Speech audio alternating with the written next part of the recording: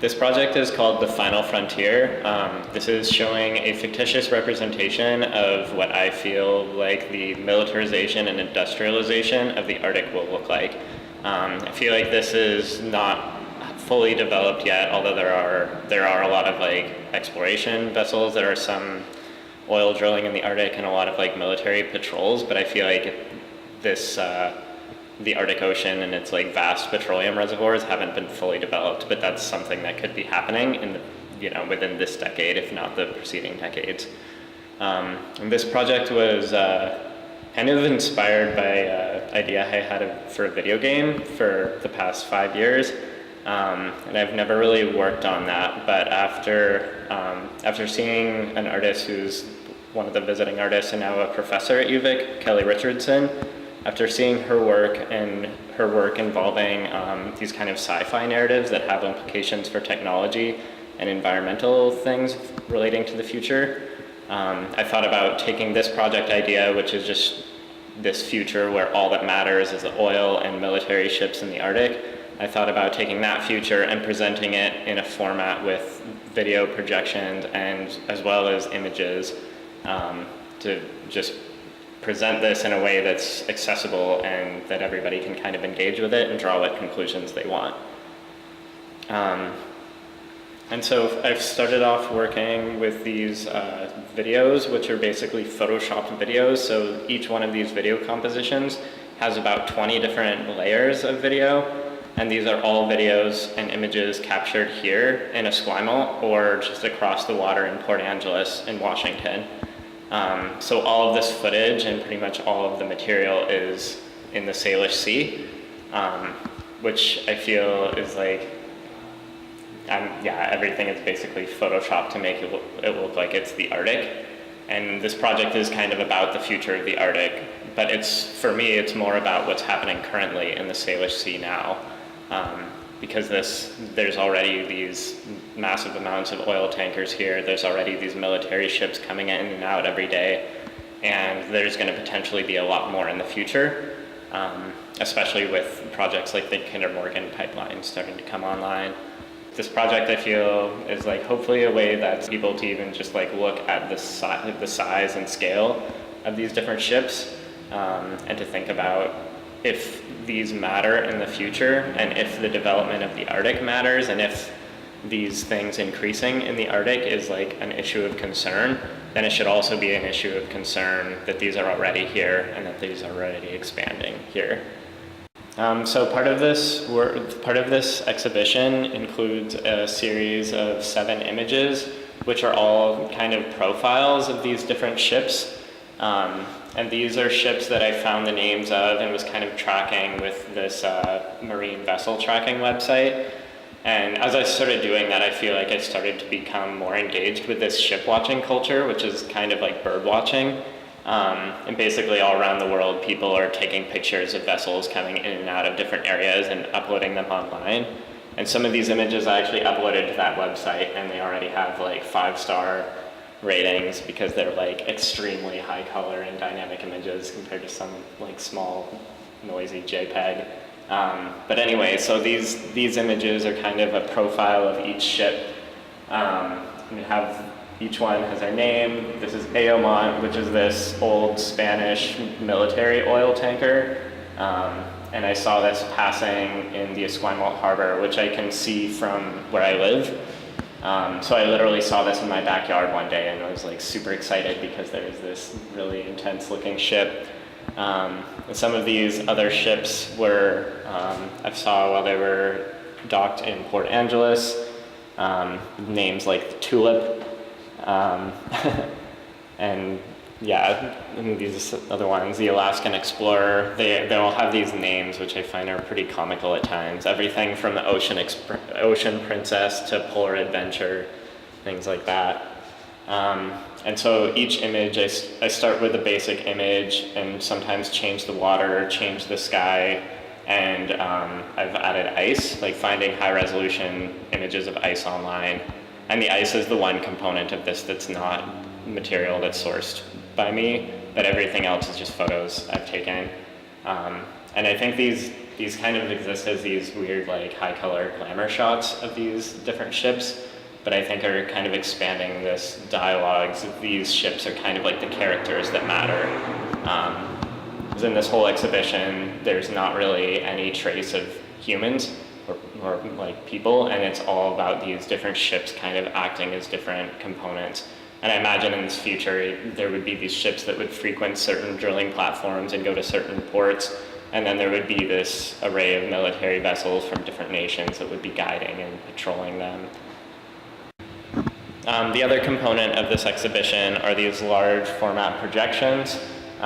These are taking real video that I've captured and photoshopping the videos together. So these each have about 10 to 20 different video layers, and I've composed them to look like the scenes are more busy and that these elements are closer together where they otherwise would not be.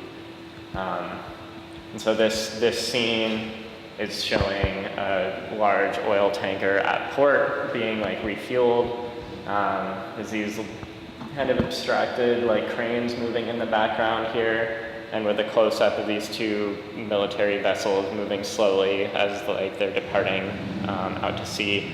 And in the background is an oil platform, and that is that's another image that I've just found online and placed it into the scene, which is normally Port Angeles, Washington, and I've added these different military ships to this scene as well as changed the sky to make it look more dramatic and engaging.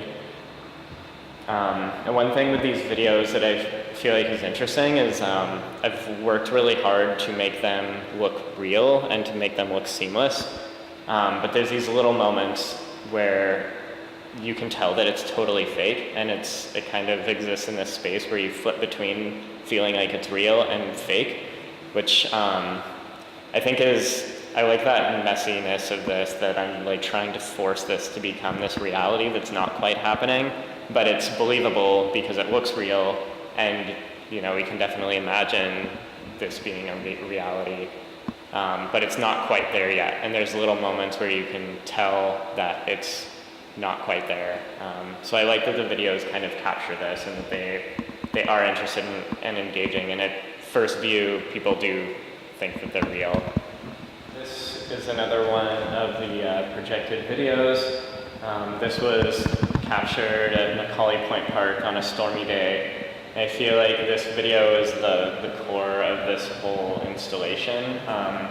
And I wanted to show a focus on the waves and have these crashing waves in the foreground to show like the power of nature and the power of the oceans, and then have these military ships and oil tankers and a drilling platform in the background as things that are like just passing through the space then could be just seem completely normal. And you know, on a normal day you do see these trade vessels passing by this exact location.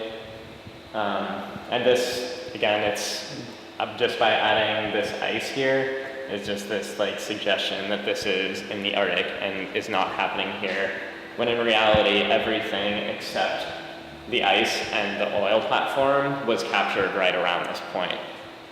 So again, this is, I guess the question posed by this show is, if there's oil tankers and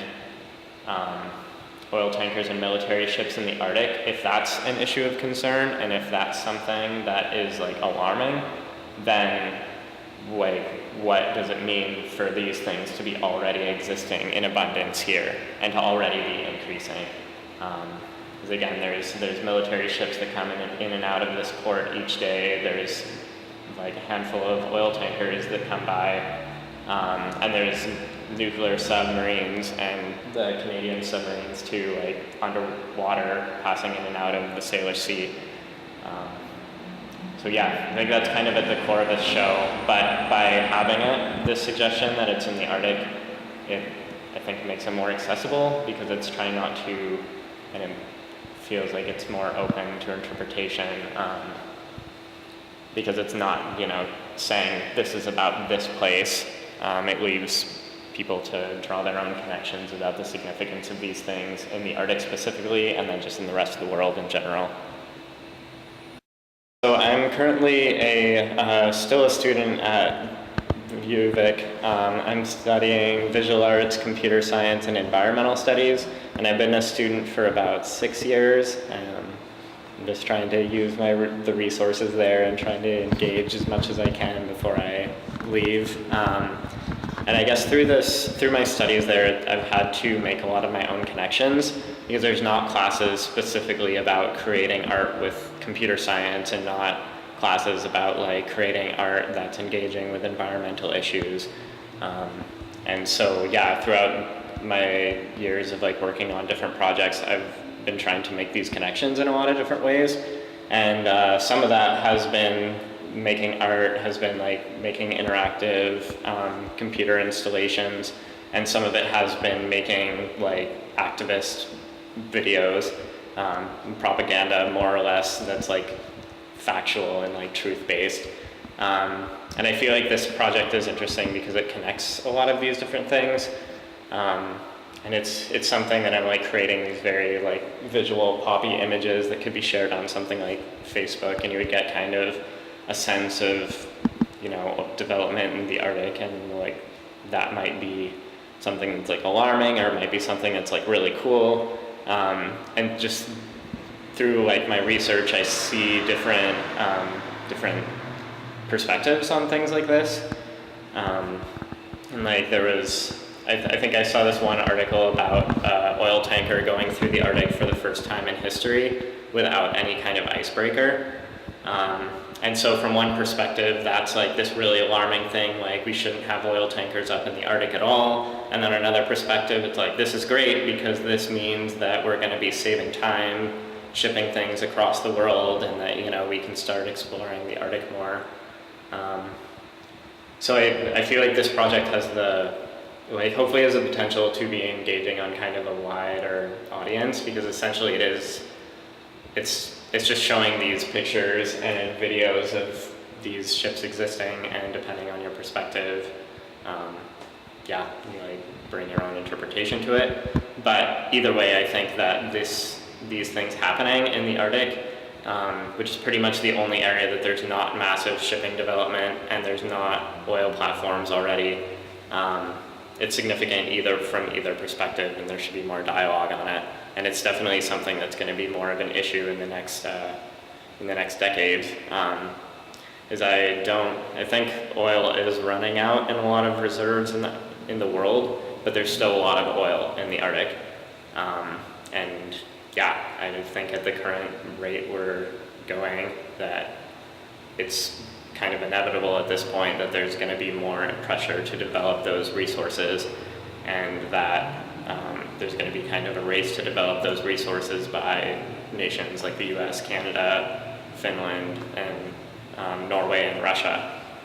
And so I think it's definitely something that we should be talking about more, and about when is too far, and even the fact that this exploration is possible due to climate change is like this. To me, it feels like it's this statement or feedback from the Earth saying that you shouldn't be doing this, but other people take that as a sign for like all systems go to develop. So anyway, this project is like, all in all, this has kind of been like play for me, and it's been interesting getting to realize this and carry this idea forward, and to get a lot of feedback from it, and to be able to exhibit it publicly is a great opportunity. And it definitely makes me interested to continue working on this project specifically, or to work on other projects which kind of involve this world building science fiction narrative thing, where people can bring their own perspectives to it.